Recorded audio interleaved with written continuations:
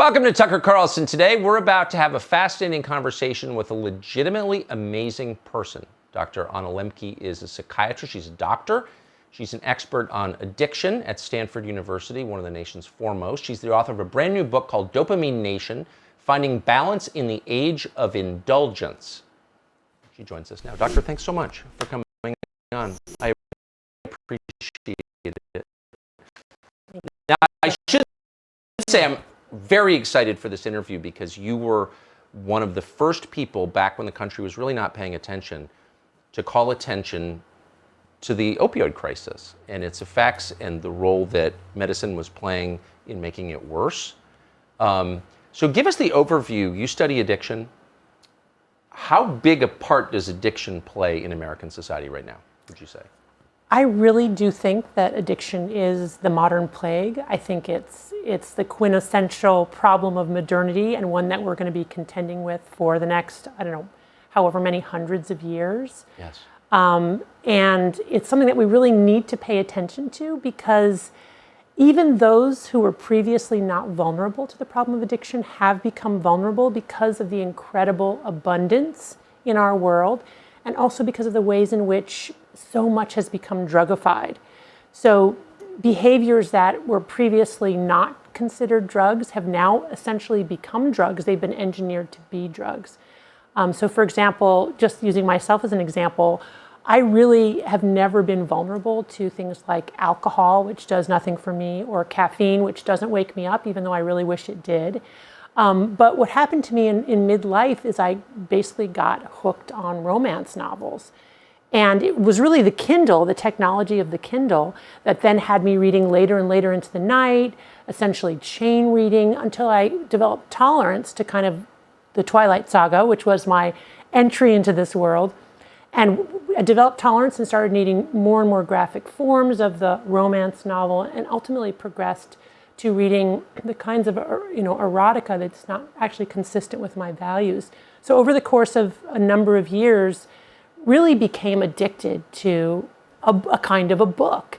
And of course, my problem pales in comparison to people who develop very serious addictions to whatever it is. But it's the same pattern. Exactly, and that's why I talk about it in my book, and that's why I highlight it, because the same mental machinery that gets us addicted to heroin or to cannabis or to nicotine is a kind of mental machinery that potentially makes us all vulnerable.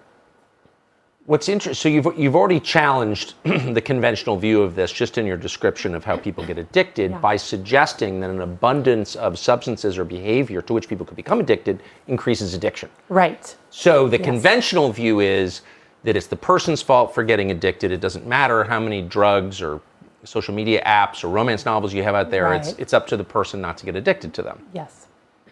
Yeah, I mean, this is the key point. So there are many risk factors for addiction. Biology is a risk factor. If you have a biological parent or grandparent with addiction, you're more likely to get addicted, even if you're not raised in that substance-using home. If you experience trauma in early life, if you have a co-occurring mental illness, all of those are risk factors for addiction. But one of the biggest risk factors for addiction that people often ignore is simple access, right? Right? I mean, no, I just love to hear you say that because it's so obvious and nobody says it. It's so obvious, and it's kind of the state of our world now. I mean, we're just surrounded with these high potency, high novelty, really ubiquitous and infinite drugs in so many different forms, making us really all vulnerable to the problem of addiction. I like to say, if you haven't become addicted yet, it's coming soon to a website near you. So why is addiction, stepping back even farther, why is addiction bad? Well, the broad definition of addiction is that it's continued compulsive use of a substance or a behavior despite harm to self and or others. So intrinsic in the definition itself is this idea that it's harmful. It's either harmful to you or it's harmful to the people around you that you care about, or both. And sometimes you'll see that harm and sometimes you won't. So that's why addiction is bad. I would go further, though, and I would say that addiction is bad because it's depleting our natural resources. Our compulsive overconsumption of so many things is harmful not just to us, the human race, but is harmful to the planet, is harmful to other species. Our lack of restraint in general in our lives and our just, again, this kind of, consumptive orientation is bad for the planet that we live on, that we need to take good care of if we're going to, continue to thrive. So do you think there has been an increase in compulsive consumptive behavior, as you put it, because that may be filling a void left by spiritual concerns? I mean, this is the first society at scale that is secular. There's never really been one in human history, and now we have one. Yeah, so that's a very interesting question, and there is a whole school of thought that, in fact, addiction is the absence of a spiritual life, or a sense of spirituality, or a de facto religion. In fact, way back, Carl Jung, the famous psychoanalyst, he wrote a letter, I think it was to either Bill W. or Dr. Bob, one of the co-founders of Alcoholics Anonymous, who had written to him and said, can you help me with my addiction? Carl Jung's response was, this is essentially a spiritual problem, and that what you are engaging in with your addiction is a kind of a counterfeit worship, and that in order to heal from this addiction, you need to have a spiritual life or have a spiritual pathway. And one thing I have learned definitely in my 20 plus years of working with patients with addiction is that many of those individuals who get into robust, healthy, and enduring recovery have a kind of a spiritual transformation. And of course, that's also at the heart of the 12 steps, like Alcoholics Anonymous, Narcotics Anonymous, is this idea that the spiritual transformation is essential for getting into recovery from addiction. So you've treated patients for decades. Yeah. That make you a clinical psychiatrist? Is that the term? So I am a clinical psychiatrist, but I work in a clinic at Stanford. So I teach and I do research. It's kind of the classic three-legged stool, teaching, clinical work, and research. So of the patients over 20 plus years of doing this you've treated for addiction, how many have actually recovered? Well, what percentage? So addiction is a chronic relapsing and remitting disorder. So it's very hard for me to say definitively what the answer is to your question, because people will come in and out of my care and in and out of the clinic. Yes. And they will do well for people. First of all, people do get into recovery. And if you look at the evidence for all treatments, what you'll find is there's about a 50% response rate, which is really pretty good. And I think much better than people normally think about in their minds. Yes, I'm shocked by that. Right, yeah. What does that mean, 50% response Well, rate? what it means is that if you look at really any kind of evidence-based treatment, that's like people get a proper course of that treatment, about 50% of those individuals will get into some kind of sustained recovery from that treatment. And that's really very similar to the types of treatment responses you see with other chronic relapsing and remitting illnesses, like type 2 diabetes, right, like obesity, which is arguably a form of addiction, a food addiction, types of heart disease, asthma. So in other words, treatment works, or at least it works as well as treatments for other chronic conditions, which tend to be, again, things like mental health disorders or medical disorders that are often related to behaviors. So, and in my clinic, I would say it's probably similar to that. So I would say about 50% of folks in our clinic will get into treatment and enjoy some sustained recovery, and about 50% either drop out and then presumably are continuing to use or have relapsed, and another 50% or another portion of them may stay in but really have difficulty getting into recovery. What are the addictions that are hardest to beat? Ooh, okay, so I don't think that there's one addiction that's like harder to beat than another addiction. It's really the person and the match between that person and their addiction. So, and that's an important concept because we all have kind of our drug of choice, right? So what's reinforcing for you may not be reinforcing for me. So for example, again, I'm really not vulnerable to alcohol addiction because it's not reinforcing to me. But I am vulnerable to love and sex addiction because those things are reinforcing to me. And so it's not the drug, it's a combination of that person's innate vulnerability and their environment that they live in, and frankly the effort that they put into getting into recovery. Are there certain drugs that are harder to get off of physically?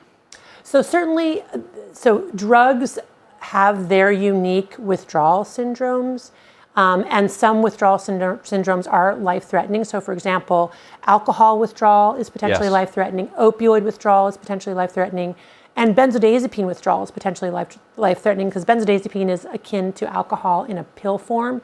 And so benzos include things like Xanax, Valium, Klonopin, Ativan. So those are difficult withdrawal phenomenon. But again, the difficulty of the withdrawal depends on the person. But you can also have withdrawal from behavioral addictions like gambling, like pornography. There are video games, Yes. being online.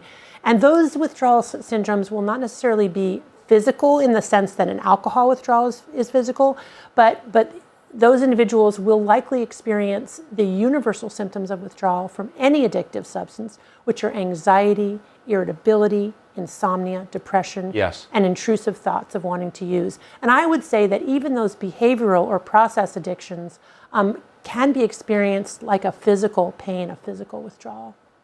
I quit eating cheese once and felt horrible for a week. Yes. True story. Yeah.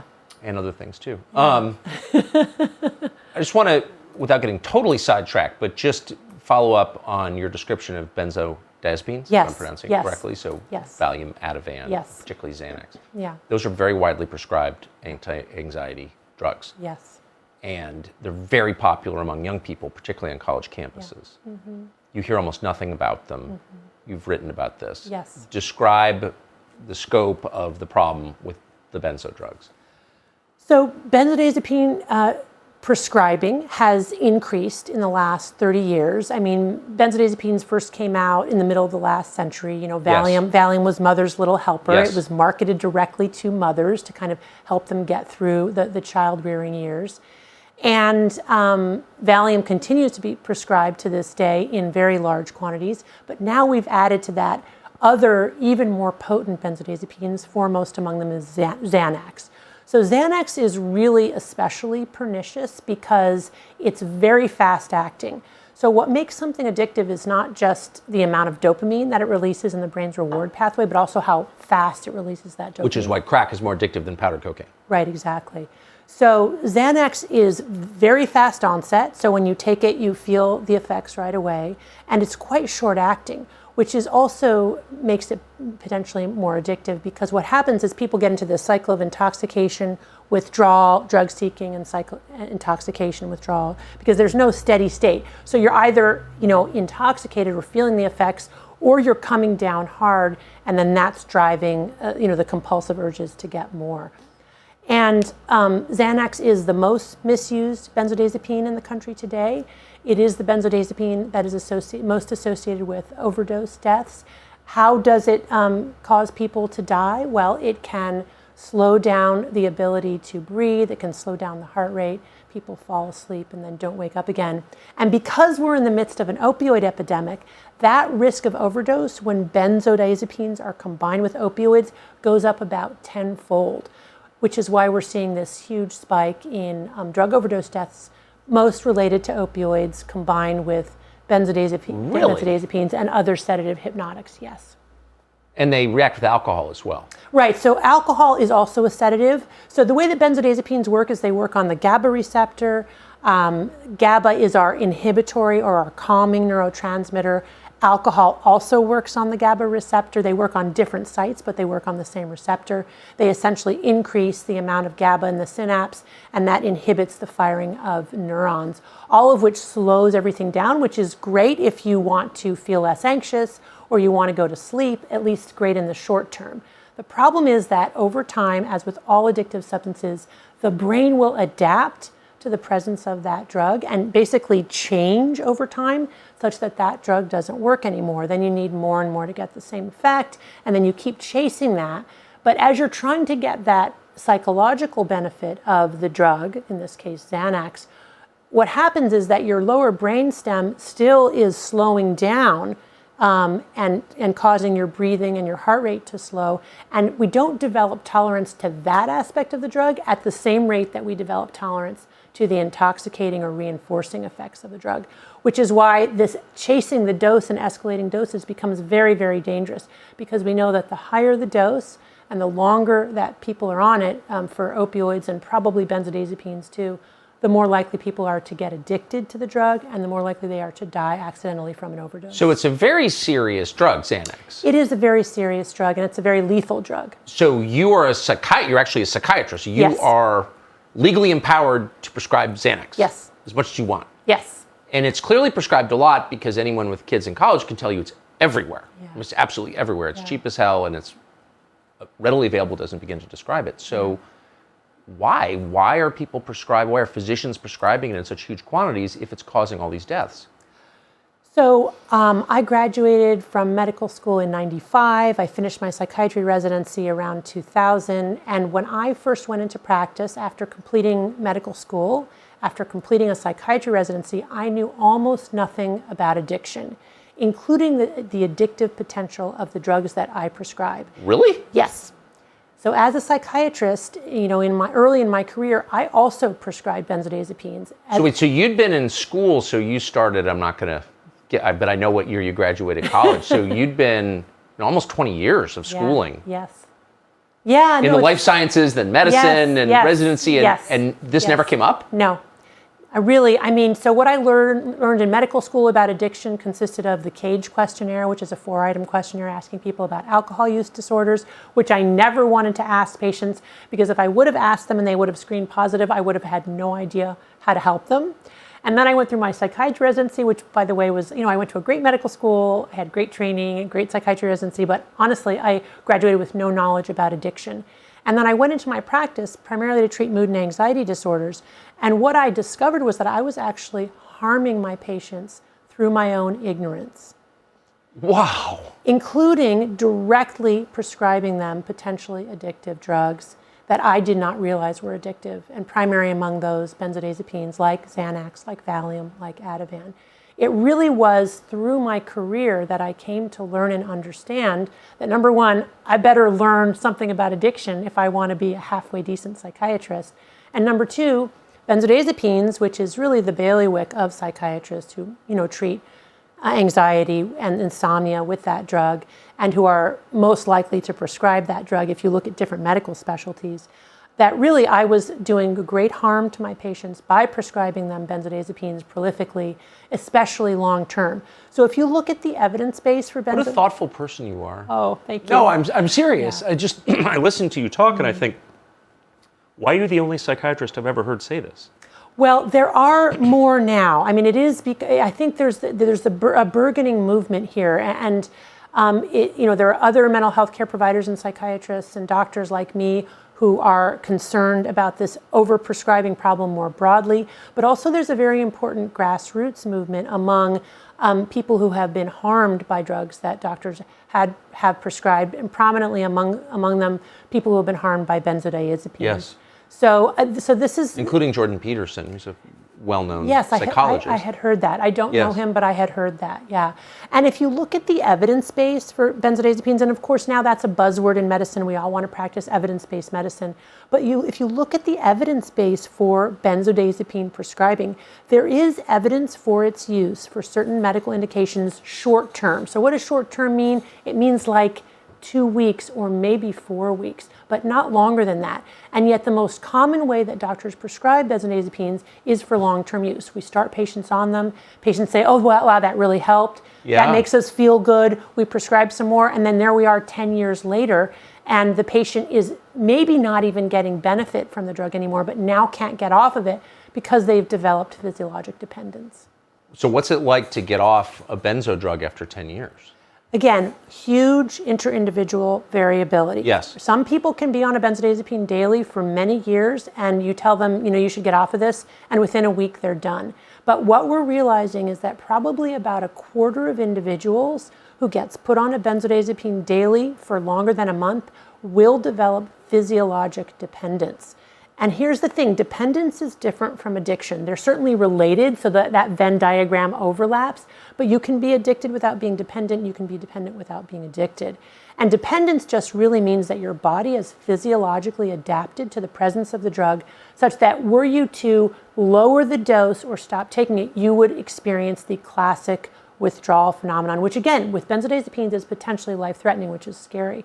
So I have more and more patients now who come to my clinic expressly looking for help getting off of benzodiazepines, not because they are addicted, but because they're physically dependent and find they cannot get off. When they try to, it's just overwhelming anxiety, insomnia, depression, and also physical symptoms that are really debilitating. Do you find that with the sleep aids too?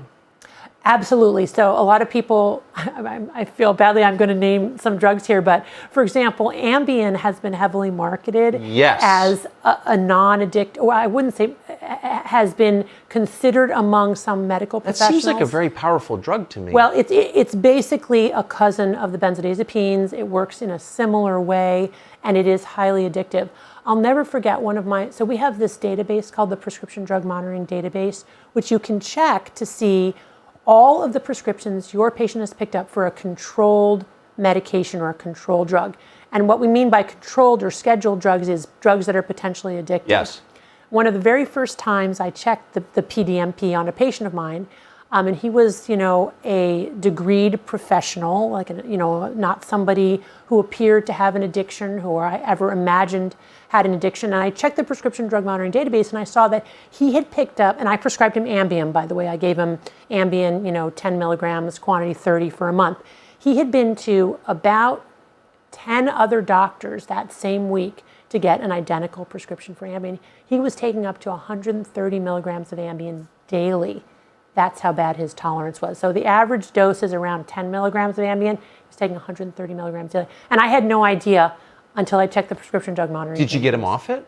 Yes, I did. Because what that alerted me to was, oh my goodness, he has an addiction. I mean, in his case, it wasn't a gray line. It was clear that he was addicted.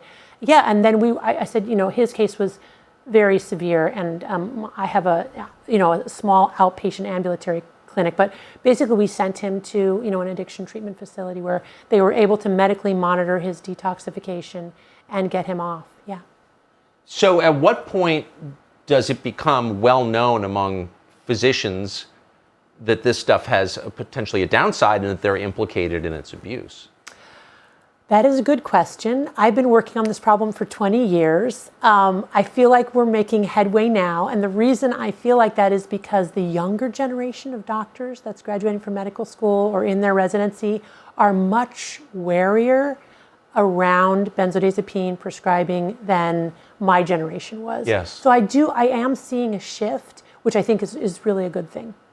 I mean, it does seem like one of the casualties of all of this is trust in medicine. Yeah. At 52, I mean, I grew up really believing in doctors and, but the whole system is based on that belief, right? Yeah. If you don't believe your doctor, then you're not going to get the care. Yeah.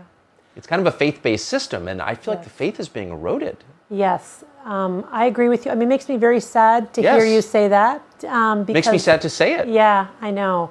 And yet, I think it's very justified. I mean, one of the things that I write about is that patients need to be wary consumers. And it's not that your doctor is necessarily well-intentioned, but it's very probable that your doctor is poorly educated around the problems of dependence and addiction, including the very same pills that they are prescribing. So it is a huge problem. How implicated is addiction in suicide? I'm not going to be able to quote you numbers because I'm not recalling them right now, but we do know that a very high proportion of both suicide attempts and completed suicides involve an addictive substance. So that person is often under the influence. Now, what's going on there is I think twofold. Some people will use substances when they're planning a suicide as a way to overcome our natural, drive to want to stay alive. But very often, substances and especially addiction contribute to suicide because when people are addicted, the result is ultimately to put them in a dopamine deficit state, which is akin to a depression. So substances that are intoxicating when used often can drive depression or create depression. There's also this very strange phenomenon, which in the emergency room, in medical school, sometimes people would pejoratively refer to as drunkicidal. But there are some individuals who do get very suicidal only when they're intoxicated.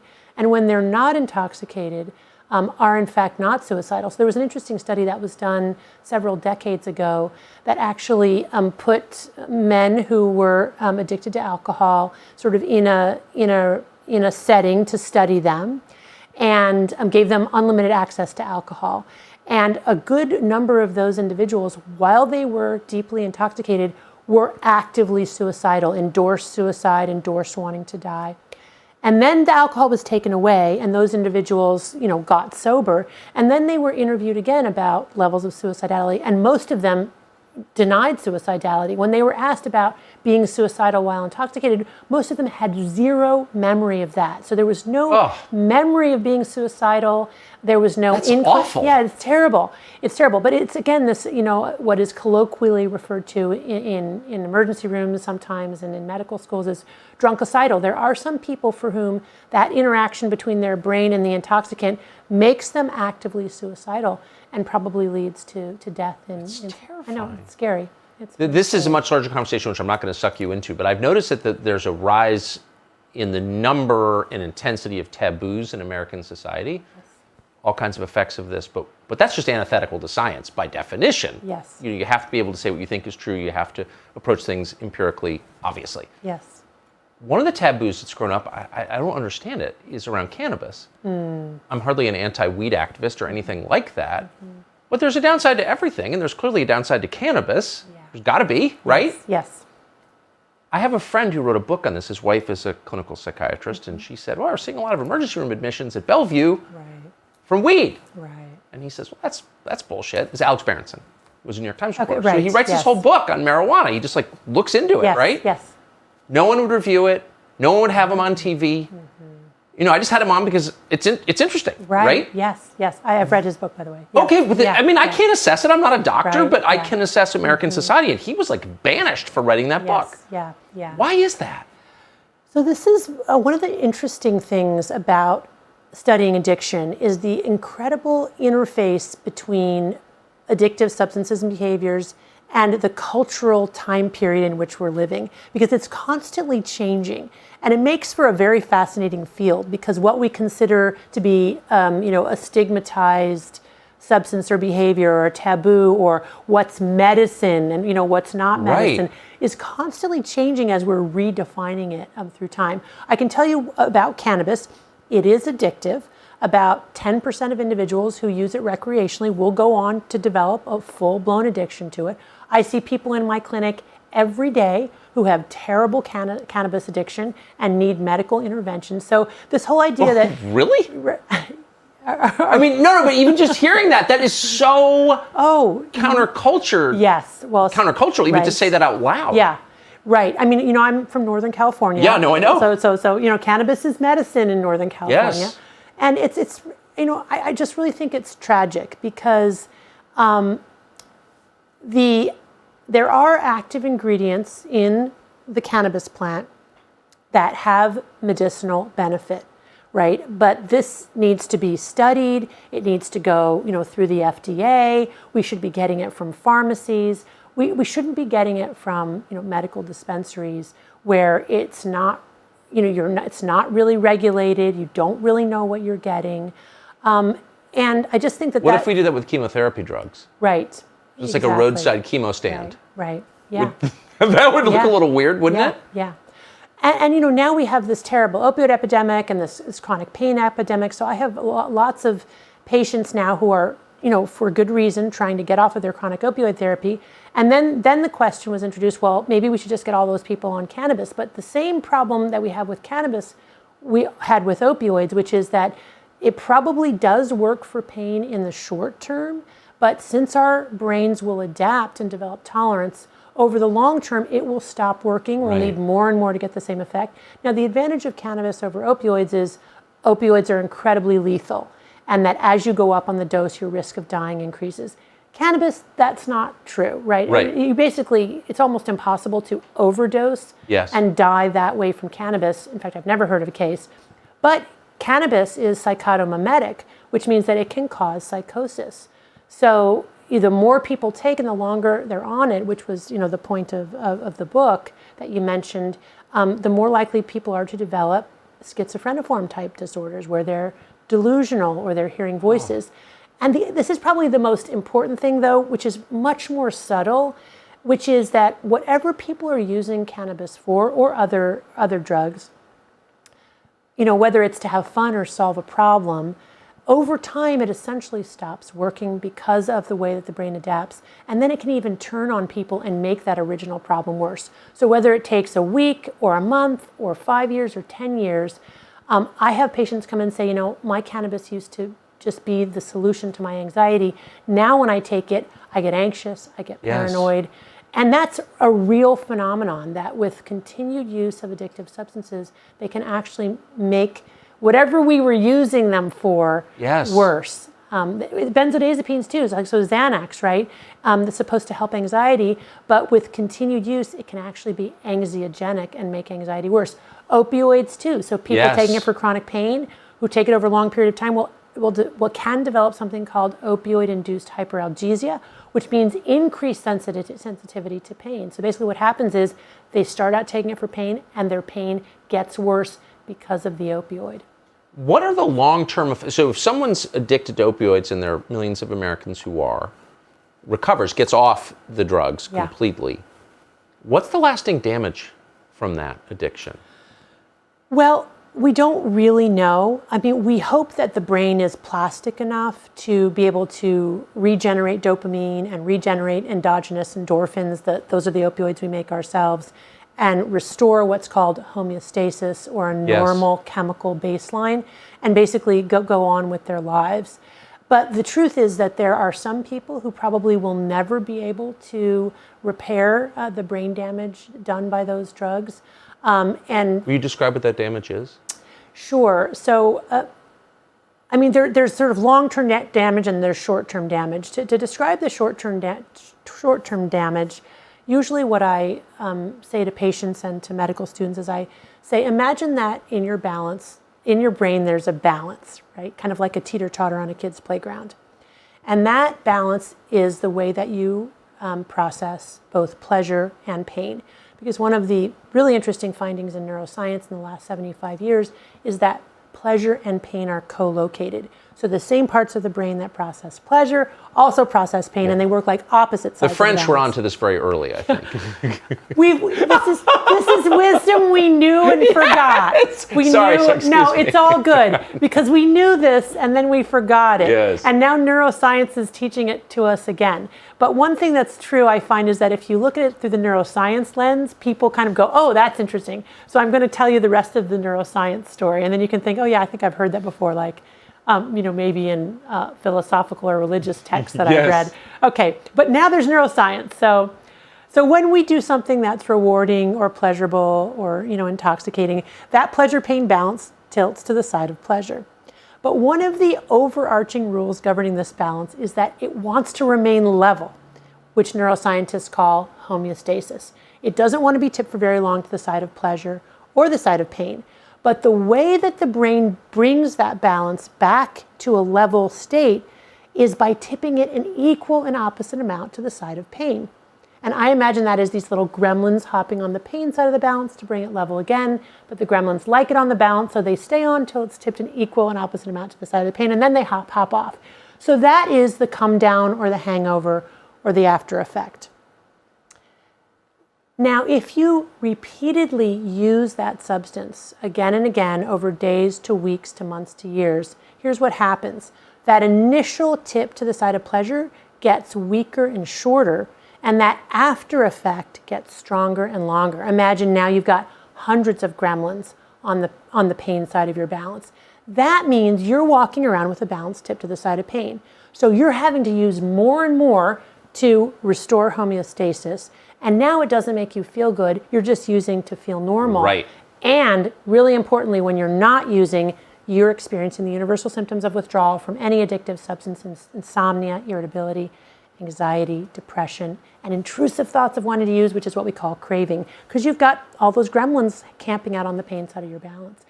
If you abstain for long enough, the gremlins will slowly hop off, but it can take months, or in some cases, years, to restore homeostasis in heavy drug use. But eventually, we hope, with enough brain plasticity, homeostasis can be restored. There may be some individuals, however, for whom this balance tipped to the side of pain remains there. And so that's why we use, for example, with opioid addiction, drugs like methadone, which is an opioid, or drugs like buprenorphine, which is an opioid. And they're essentially going on that pleasure side of the balance, not to have that person, get high, but just to restore a level balance, or what's called homeostasis. So I'd be interested to know what effect watching all of this for 20 years has had on how you live your life. So you graduate Yale, Stanford Medical School, do your residency, and you're just like every other psychiatrist in 2000 prescribing these drugs. You notice, well, there's a huge downside here. That obviously changes your view completely about the world. Yes, it has. So tell me about your life. Like what do you do or not do based on what you know? Well, I mean, it's a little embarrassing. No, don't be embarrassed. Okay, yeah. So, I mean, the rest of the world should be embarrassed. Are you kidding? I mean, I guess what I would say is that I have found that addiction is a really useful lens through which to look at a lot of modern day problems. And essentially my book, Dopamine Nation, really posits that the increasing rates of anxiety and depression that we're seeing worldwide, especially in rich nations, is not because we're traumatized or because of the income gap or because of social dislocation. I really believe it's primarily because we're constantly bombarding our reward pathway with these feel-good behaviors and substances, and ultimately resetting our individual and collective pleasure-pain balance to the side of pain. So it's really transformed my thinking around why I'm seeing so many people, many of whom have everything you could want in life: privilege, education, good parents, good friends, who are morbidly depressed and anxious. And again, one of my first interventions for those people is to have them start taking away reinforcing behaviors and reinforcing drugs to just restore the balance. The other thing that it's done is that it's made me a very cautious consumer of healthcare, because now that I've been able to kind of look under the hood through my research and how drugs are FDA approved, how they're marketed, how doctors' prescribing is influenced, I've become much more skeptical of modern medicine. Well, considering you're a Stanford medical professor, it's kind of amazing to hear you say that. So can you give us, and I think it's affirming for those of us who sense that there's something to what you're saying but don't have the knowledge to prove it. Can you give us an example of things that you are slower to do or don't do anymore? Well, I mean, I would say certainly when it comes to taking any kind of medicine, I'm generally more reluctant than not to do that. And, as we've advised our children for the same. Obviously, their medicines can be life-saving. I prescribe medicines every day in my clinic. Of course. So these are wonderful tools. No one's against medicine as a category. I'm glad to. But I would say in general, I favor treatments that are non-medical and slower treatments. So treatments that take sort of sustained effort over longer periods of time. And if anyone's kind of recommending a sort of quick and magical fix, I tend to avoid that. So you're not eating a lot of ayahuasca? No, yes. And of course, that's become a big deal in the field of addiction medicine, this idea that psychedelics and other sort of LSD-based drugs can be effective treatment for addiction. And I'm open, to the data on that. Yes. But I do think that we should be skeptical and wary, especially from a public health perspective. So we can't just look, when it comes to addictive medications, we can't just look at the impact on the individual. We also have to consider the broader public health, including the risks of diversion and misuse, because invariably these drugs will make their way into the hands of individuals who were not meant to have them, and they will be used in ways that they weren't intended to be used. Huh. Are there drugs day to day that people take that you're maybe a little slower to take personally, given what you know? Well, so one thing, I've been blessed with very good physical health. Yes. So I want to say that I have to put that into the mix. Yes. There are a lot of people who struggle daily with debilitating chronic pain and chronic illnesses and just other devastating health problems. And so I don't have that. So it's easy for me to choose not to take medicines. If I had one of those illnesses, obviously, and I had to be alive, then I would. But in general, again, I just try to avoid medicines in general if there's a non-medical pathway to healing. And I also realize that especially as we age, we heal much more slowly. So what I might recover from in a day or a week when I was younger, now in my 50s, might actually take 6 months. That's how much slower the healing process is. How much Advil do you take?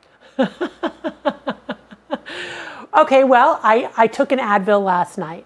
And that is because, and I very rarely take Advil, but that was for two reasons. I had a horrific pounding headache, and I knew I was going to be on your show today, and I knew I wouldn't be able to sleep if I didn't do something about that. So I took an Advil last night. But you're not gobbling Advil every day. If you go for a run and your hip hurts, you're not just pounding an Advil. Right. So the run and the hip hurts is a good example. I think one of the things that's happened in American culture is that we just always want to do what we want to do. Right? And we're a culture that believes we have no limits and should have no limits.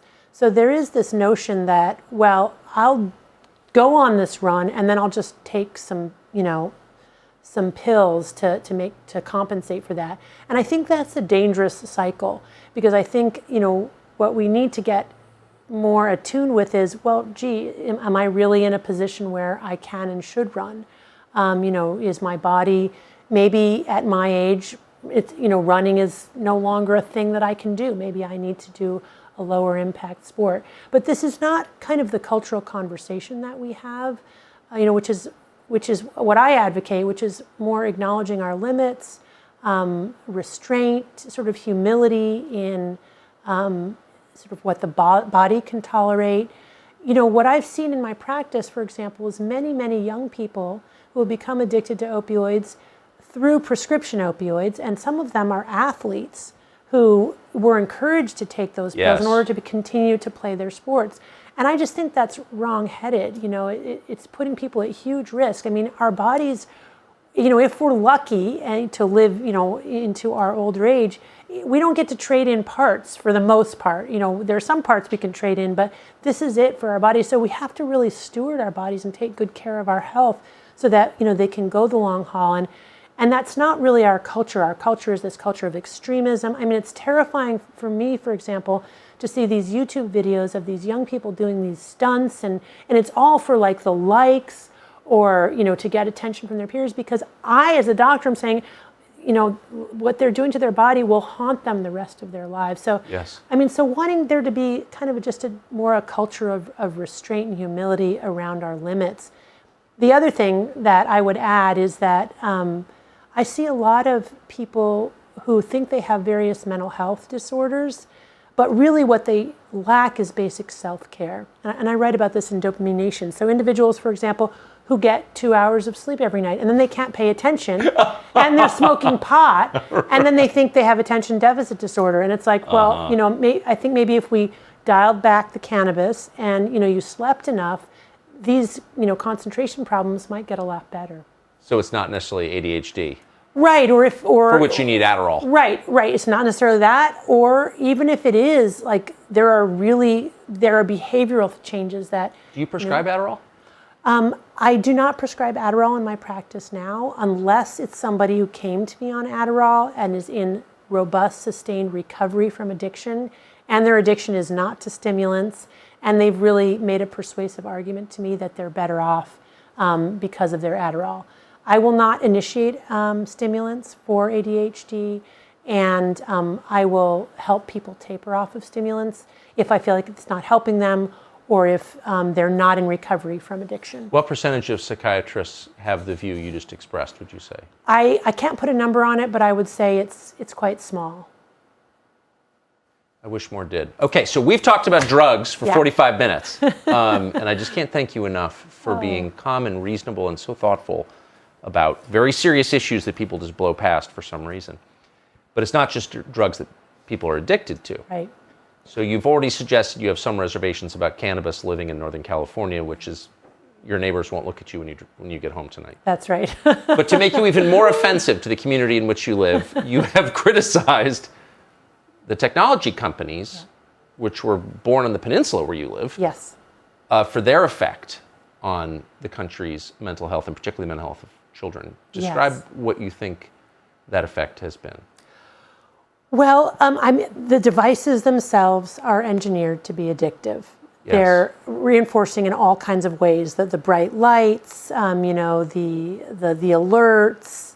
I think the kind of tapping and swiping gives it. It's like feeds into some kind of very basic, primitive desire to be doing something with our hands. Yes. The devices, I think, have a kind of lifelike quality, almost like a small child or an animal, where we're sort of constantly tending to them. And of course, they're a portal to incredibly reinforcing both drugs and behaviors. Traditional drugs, because they're a source of delivery right to my doorstep, but also drugs that didn't even exist before. Things like video games, online gambling, online shopping, social media, which essentially drugifies human connection. Human connection is innately reinforcing, but now we've got something that's taken something that's highly adaptive, which is making connections with other people, and essentially turned it into a drug. Sometimes people say, well, what's your evidence? What's your proof that these devices are addictive? And my response to that is like, look around, right? Do people we really say that to you? They do. Do we need to wait for the study, right? I don't think so. So, but I think even more powerfully, as I've conceptualized digital products as addictive and the things that we do online as addictive in my clinical practice, and intervene in those behaviors in the exact same way I would for drugs and alcohol, people get better. They are less anxious, they're less depressed, they sleep better, they get into physical shape, they're happier in their lives, and they're less compulsively basically ruled over, because these, we think that we're consuming the products, but really it's consuming us. So I have empiric evidence in my own practice. So tell us what the regimen that you recommend to your patients is. Yeah. So basically it's a regimen that I evolved treating patients with drug and alcohol addiction, which I now translate to pretty much all of these digital and online addictions. And the first thing I ask for is a period of abstinence. And I ask for a minimum of 4 weeks. Why 4 weeks? Because 4 weeks is, in my experience, the minimum amount of time it takes for the brain to reset reward pathways. So I talked about the pleasure-pain balance. We talked about those gremlins on the pain side. It takes about a minimum of a month for those gremlins to hop off and for our own bodies to regenerate dopamine and dopamine transmission, and for that balance to be restored so that people aren't constantly compulsively thinking about using, and that they're able to enjoy other more natural rewards. So this really does just illustrate the depth of the addiction. When you say abstinence from your device, which is sitting right next to me, I'm ashamed to say, what do you mean by, what does that mean? So it means different things for different people. One example, I had a lovely young man who's given me permission to share his story with you, as all the patients in my book did, who was very, very addicted to video games, to the point that he became depressed and suicidal and had to drop out of college. He came to see me and he said, I'm depressed, I'm suicidal. And he kind of thought, have you got a pill for me, or are you going to say some magic words? And instead what I did is I talked to him about the brain and the neuroscience and the pleasure-pain balance, and that my theory was that the reason that he was spending, I forgot to mention, he was spending 24/7 on video games, playing video games, right? So I said to him, I think that the reason that you're depressed and anxious and potentially suicidal is because of the video games. I think that's what's happened is your engagement online with these highly reinforcing behaviors has essentially caused everything else to be boring, not interesting, and caused you to be anxious and depressed. So my theory is if we wipe out video games for a month, that alone will make you feel better because you'll start to regenerate your own endogenous opioids, cannabinoids, serotonin, norepinephrine, dopamine. He initially was skeptical, but again, I find, especially with young people, you frame it as neuroscience and, they're like, that makes sense. And he came up with himself, if I'm going to give up video games and be successful, I probably have to give up my phone too. Because the phone is a trigger, right? I watch people play video games or my friends contact me and play video games. So he, to his credit, was willing to abstain from all screens for a month. And one thing I warn patients of when we're doing this experiment, they'll feel worse before they feel better. Why? Because the balance tips to the side of pain. They experience anxiety, insomnia, dysphoria, craving. But if they can just wait long enough and get through those first 2 weeks, they'll get to this place where their mind kind of opens. They're not thinking about their drug as much. They're more interested in other things. And that's exactly what happened to him. He came back 4 weeks later. He said, you're not going to believe this, but I feel less depressed and less anxious than I have in years, which is really, I've heard so often. So in other words, stop doing the thing that's making you miserable and you will feel better? Well, stop doing the thing that you think is helping you escape your misery because it's really causing your misery. Yes. And you will paradoxically feel better than you have in a really long time. Because we're all of us always trying to escape those uncomfortable feelings, whether it's through food or shopping or pills or romance novels or video games or texting and tweeting. Maybe we're rationalizing to ourselves that we have to be on our devices that much because of work and we have to be ever present or for safety issues. But I contend that these devices really are driving our depression and anxiety. If we can put it aside for 4 weeks or even less, if you can't do 4 weeks, do 2 weeks. If you can't do 2 weeks, do a day. And just notice what happens. Notice yourself go into withdrawal. Notice the anxiety, the irritability, the intrusive desire to want to check your device or go back online. Yes. And then notice how that slowly dissipates with ongoing abstinence. So when patients come back and they're successful, what I almost always do is ask them the pros and cons. The pros list is always really long, when they've been successful. Not always. Most of the time, people endorse feeling much better. And the cons list, the top of the cons list is 2 things. Boredom. Yes. Right? And loneliness. Because of course, these are hugely affiliative, the drugs that we do in all their forms, or mostly affiliative. When people develop severe addiction, it's actually very isolating. But many of us, and including this patient, he was playing together with friends. All his friends played video games. When he gave that up, he couldn't hang out with them or they were playing video games. So, I just validate that. I said, boredom is a really scary emotion because when we're bored, we also then ask the big questions like, what is my purpose in life? And why am I here? And what am I doing? Or what should I be doing? And of course, none of us want to be alone. We all need and want other people. So then the question then becomes, okay, what are we going to do this next month? Do you want to abstain for another month? Or do you want to go back to using? And they almost always say they want to go back to using, but they want to use differently. They want to use less. They want to use in more moderation. So that's where we talk about putting self-binding strategies in place to help them use in moderation. And I know you're a scientist, you're not a public policy advocate for the most part, but this whole conversation raises the obvious question, what should we as a society through laws do about this? Yeah, and the answer is I'm not sure. Right. What China has done is... I love to hear people say they're not sure. Well, I'm not sure. Mark, I'm an honest person. I'm not sure about a lot of things. What I am sure about, I usually am, I'm happy to talk about. What I'm not sure about, I like to say I'm not sure. Because it's a really complicated problem, right? And I don't think it's as easy as blaming Facebook, for example. Right. What really is Facebook supposed to be doing about this problem? I think there are some things that I could imagine they could do, and I do think the corporations have a responsibility to help parents and help society. This is a collective problem. We all need to come to the table. But I guess I'm a little bit wary of the conversation that says, Facebook, solve the problem. Because right. it's a really huge problem. I mean, even, I would be curious to hear what other people would propose. I mean, for example, so China just came down with limits on video games. First of all, very curious that they focus just on video games when there are all these other online activities that are highly addictive and not good for us. But anyway, they focused on pornography being one of them. Yeah, pornography being a prime example. But they focused on video games, and they said, minors can only play video games 1 hour a day, 2 or 3 days a week.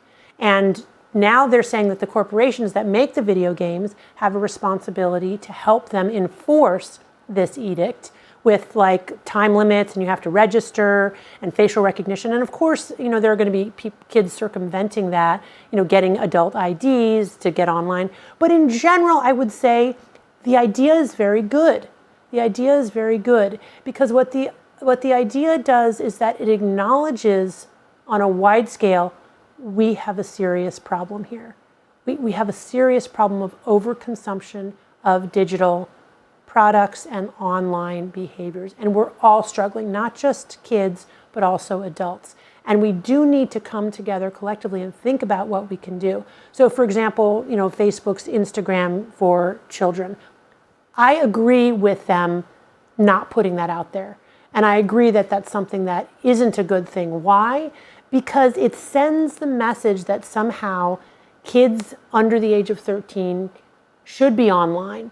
And that if we can just make the right kind of Instagram, it'll be safe for kids. And I think that is misleading in a very dangerous way, because probably what's closer to what is healthy for kids under the age of 13 is not to have their own devices at all, and to be very strictly monitored when they are online, and for us to delay that point when kids get their own devices, and to spend a lot of time in those early years educating them about how to be a responsible consumer of online products, but also, very importantly, teaching them other adaptive coping and socializing strategies. That's the time when they should be running around outside, making friends in real life, playing games in real life, problem solving in real life. Here's where I think schools have an enormous responsibility and have largely abdicated their responsibility. It was going to be the one child, one laptop solution to the modern world. Absolute disaster. Now what we have is, one child, one laptop, a whole lot of Minecraft, right? Or a whole lot of Snapchat going on. So I really think the schools, the corporations, the federal government, we all collectively, as well as families, so families have a responsibility too, right? Parents, look at their own behavior. They have to look at what they're doing, because what they're doing, they're modeling for their children. We all need to collectively have this conversation together. It's just simply not going to be as simple as it's Facebook's fault. Boy, we're almost out of time. I have so many questions to ask you, but the overarching one, looking along, your 20 years in public life, you've been very good and almost alone at identifying problems that everybody else seems to ignore, and you do it. Your affect is so reasonable and gentle that maybe it's not threatening enough for people to hear. I hope that it is. But why is it, whether it's opioids, whether it's the benzos, whether it's social media, that these society transforming trends that affect like hundreds of millions of people are the exact ones that nobody mentions in public? Do you think that's odd? Well, in a way, it's not all that odd. I mean, when you think about our brains have evolved over millions of years to approach pleasure and avoid pain. And it's really what's kept us alive in a world of scarcity and ever-present danger. And I think we are now facing, as part of the Anthropocene, a tipping point where we have all of our basic survival needs are met. Yes. And now we're struggling with something brand new, a world of incredible overabundance. And not just here in the United States, but all over the world. And this is a new problem. And technology has made behaviors that were previously highly adaptive in a small-scale way, now addictive behaviors, which is all new too. Technology has made things more potent than they used to be, more reinforcing. There's more novelty and variety. So if you were immune to, if you're immune to alcohol and drug addiction, well, there's probably something online that you're not immune to.